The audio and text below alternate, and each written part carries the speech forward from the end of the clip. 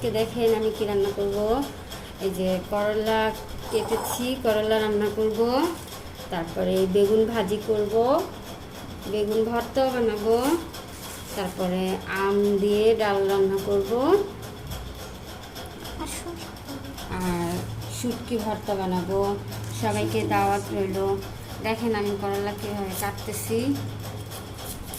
করলাগুলো আজকে বেশি একটা ভালো করে নাই, বাচ্চার বাবা দেখে আনতে পারে নাই করলাগুলো, তাই এই পোকা গেছে, তো এগুলি এটা ফালাই দিচ্ছি।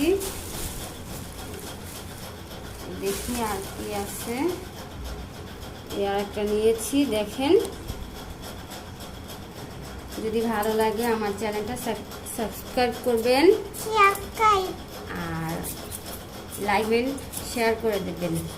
নতুন ভিডিও বানাচ্ছি তো, তাই যদি ভালো লাগে আপনাদের কাছে। দেখেন আমি আবার করলার বিচি রাখি না, কিন্তু একটা কথা কি জানেন, আমি যতভাবেই করলা কাটি না কেন, কিন্তু আমার করলা তিতা লাগে না। এই কারণে আমার করলা আমার কাছেই ভালো লাগে না, কারণ করলা হলো তিতার জিনিস। তো সেটা যদি তিতা না লাগে তাহলে খেতে মজা লাগে না। তো আজ এই পর্যন্তই। আমি করলা ভাজি করতেছি, সবার দাওয়াত। তো বেশি বেশি করে চ্যানেলটা সাবস্ক্রাইব করবেন। তো সবাই ভালো থাকবেন। Love you.